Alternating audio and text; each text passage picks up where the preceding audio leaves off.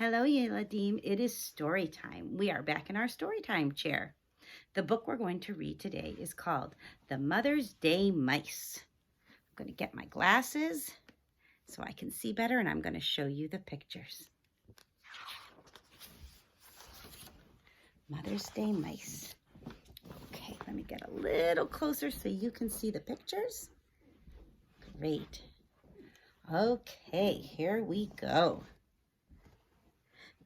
Biggest Little Mouse wakened first. It was early morning and still almost dark. He tugged gently on the whiskers of Middle Mouse, who slept next to him. "It's Mother's Day," he whispered. "Time to get up and go for our present." Middle Mouse tugged gently on the whiskers of Little Mouse, who slept between him and the wall. "Mother's Day," he whispered. They crept out of bed and tiptoed past Mother's room. Outside, one star still slept in the sky. They stopped to wash paws and faces in the pail of water Mother kept by the front door. Biggest studied his watch. "We have 2 hours before Mother wakes up. Middle and I know what we're getting for her and where to find it." He looked at Little Mouse and waited. "I know what I'm getting too," Little Mouse said. "Honeysuckle." Biggest shook his head. "Little Mouse, honeysuckle grows only on Honeysuckle Cottage, and we know who lives in Honeysuckle Cottage. You'll have to find something else for Mother."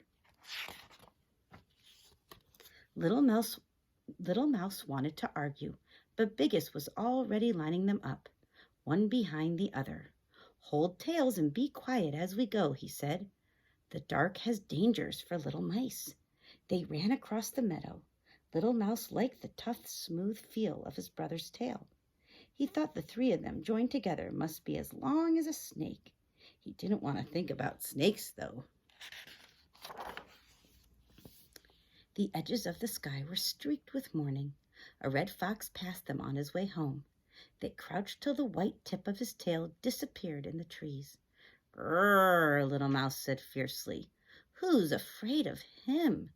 But his voice was so weak he couldn't hear it himself. An owl sheared above them as they lay hidden in the long grass. Little Mouse kept his eyes tight closed. If he couldn't see the owl, then maybe the owl couldn't see him. "You don't have to squeeze my tail so hard," Middle Mouse told him when they stood up. "I thought you might be frightened," Little Mouse said.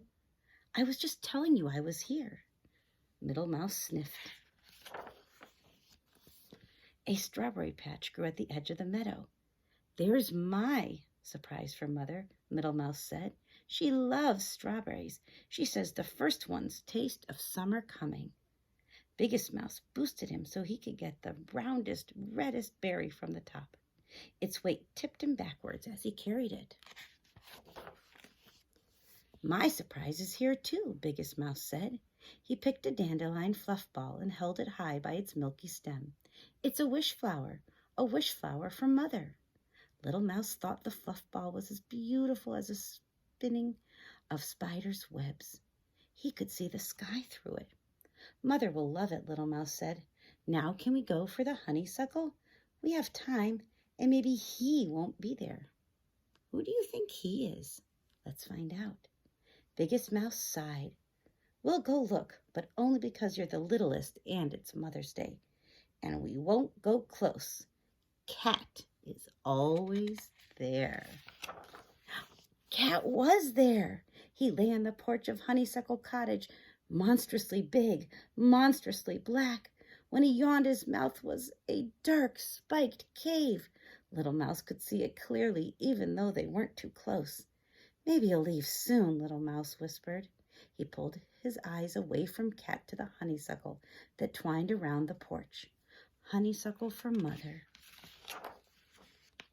Inside the cottage, someone was playing a piano. The tune was "Twinkle, twinkle, little star, dum-dee-dum-dee-dum-dee-dum." "Maybe Cat likes to lie in the sun and listen to music," Little Mouse whispered. "Maybe the person will stop playing soon and Cat will go away." He sniffed the honeysuckle air and pretended not to see Biggest Mouse check the time. "Da-da-da-da-da-da-da. That person is not going to stop playing," Middle muttered. He set his strawberry on the ground and a beetle came on the run. Middle picked it up again and shooed the beetle away. Little Mouse began creeping toward the cottage on his belly. Biggest yanked him back by his tail. Stop that. Anyway, it's time to go. What if Mother wakes up on Mother's Day and all the little mice are missing? Or eaten, Middle added. We have to go, Biggest said. I'm sorry, Little Mouse. But inside Little Mouse's head, something had started to beat. Something wonderful that was the beginning of an idea. Something even better than honeysuckle. It's all right, Little Mouse said. The sun made a pink path across the meadow as they ran for home. Bring her a daisy, Biggest said over his shoulder. She likes daisies. Bring her a rock, Middle puffed. Small rock that's not too hard to carry. They're nice, Little Mouse said, but they're not special enough for this special day. He had something special, though. He had it strong and firm in his mind for when they got home. Biggest stood the fluff ball in a jar beside Mother's chair. Middle put the strawberry on a blue dish on the table. I'm glad I didn't roll it, he said. Sometimes I wanted to, but I carried it all the way, and it isn't even squished. He glanced sideways at Little Mouse. The strawberry can be from you too, Little Mouse. And the fluff ball will be from both of us, Biggest said. Little Mouse smiled. Thank you, but I brought something of my own. He thought it was funny when his brothers looked all around and rolled their eyes at each other. Something I kept hidden, he said. Biggest Mouse held up a warning paw. Shh, Mother's coming. Happy Mother's Day, they all shouted when she came in the kitchen. And Mother said, why, you remembered. Remembered? We almost got eaten 3. Middle began, but Biggest poked him hard. Sometimes Middle talked too much. Mother blew on the fluff ball and it exploded into a million beautiful feathery seeds. Did you make a wish? Biggest Mouse asked. Yes, a wonderful wish. Mother cut the strawberry in 4 pieces. I love strawberries, she said. The first one tastes of summer coming. She nibbled on the edge of a berry and closed her eyes, and Little Mouse knew she was tasting sunshine and sweet corn and the cold waters of Meadow Stream. Now me, he said. He was so excited he thought he might explode, like the fluff ball, into a million pieces. The music he'd heard at Honeysuckle Cottage was loud in his mind, and he clasped his paws and began to sing. He sang the words he thought of as they ran home. We have brought a song to say, happy, happy Mother's Day. No one's mother is so nice. Love from all your little mice. That was wonderful, Mother said when he finished. How astonished his brothers were. They thought he had nothing, and all the time he had this. Was it better than honeysuckle? Little Mouse asked. Much better, Mother said. Honeysuckle doesn't last forever, but a song does.